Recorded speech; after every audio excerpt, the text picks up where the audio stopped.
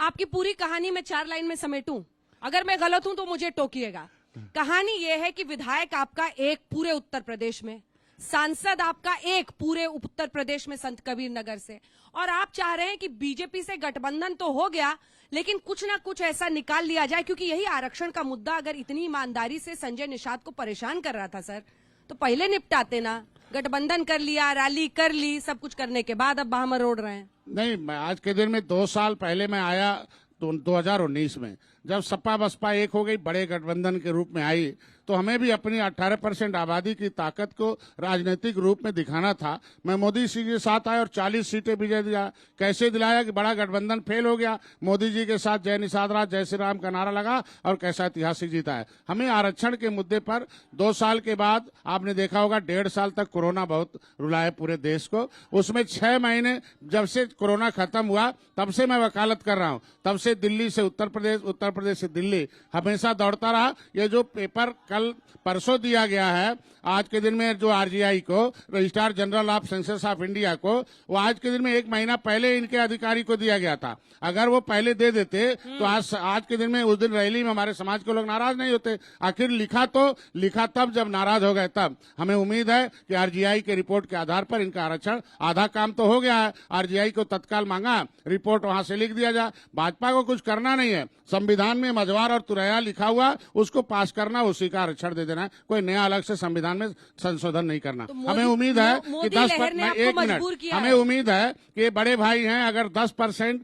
आरक्षण जो लिखा नहीं था 72 घंटे में हो गया, तो छोटे भाई का लिखा हुआ जरूर बड़े भाई दे देंगे। निषाद पार्टी इनकी छोटी भाई है, छोटे भाई हैं। यस यस, लेके मानेंगे वो तो कर लिया सर, उनका धर्म बनता देना। आप जो मल्ला और केवट है उनको भी खुश रखना चाहते हैं, और बीजेपी से तो आपने समझौता कर ही लिया है, ये क्यों ना कहा जाए? भाई देखे, मल्लाह जिस नाव में बैठता है वो कभी डूबने नहीं देता। मैं भारतीय जनता पार्टी के साथ हूँ। हमें उम्मीद है, मैं पहले भी विश्वास दिला चुका हूँ, इनका ये आज के दिन में खाने बिना 2 जून की रोटी, कपड़े, मकान पिछली सरकारों ने छीना है। इन्हें आरक्षण दे दीजिए, अपने आप आपके हो जाएंगे। और ये निश्चित रूप से, अगर ये नेचुरल अलायंस है, निषाद राज और राम जब गले मिले थे तब दुनिया में शांति आई थी। और जब निषाद राज, राम के कैबिनेट में निषाद राज जब अतिथि बन के आए थे तब राम राज आया था। आखिर हम लोग आए हैं तो देख लीजिए किस तरीके से आज 2019 बना, 2022 की भी सरकार बनेगी, आरक्षण भी मिलेगा, जीत भी मिलेगा। अच्छा, क्या बोला गया आपको? किसने बात की थी सर आपसे? कैसे ये डील सील कैसे हुई? देखिए,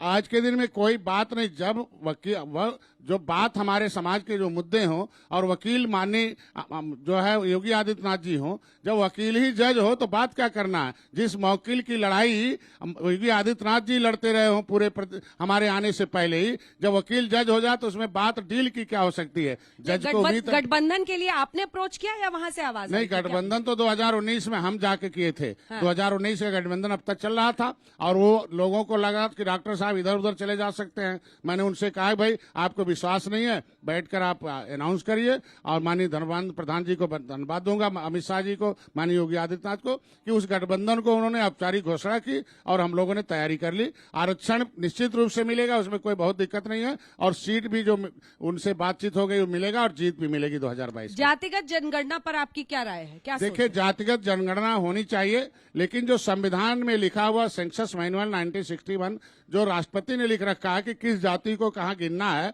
उस तरीके के पहले उस विसंगति को दूर की जाए। 1961 में केवट मल्लाह, बिंद कश्यप, कहार, धीवर, रैकवार को गिना गया था, तो केवल मझवार की गिनती 70 लाख थी, तो रेहा की गिनती 70 लाख थी लगभग। ये इनको जब इनके हाथों में सरकार आ गई, कांग्रेस की 70 साल से थी, सपा बसपा की थी, हमारे सर नेम को, पुकारू नाम को पिछड़ी में डाल के और इन्हें पिछड़ी में गिनती करना शुरू कर दिया। अनुसूचित जाति में 70 लाख से घटा के हमें कलम से मारते मारते 3000 कर दिया 2011 की जनगणना में। तो मेरे लोग गुस्से में आए, कांग्रेस को खत्म बाटन दबाना। 18%?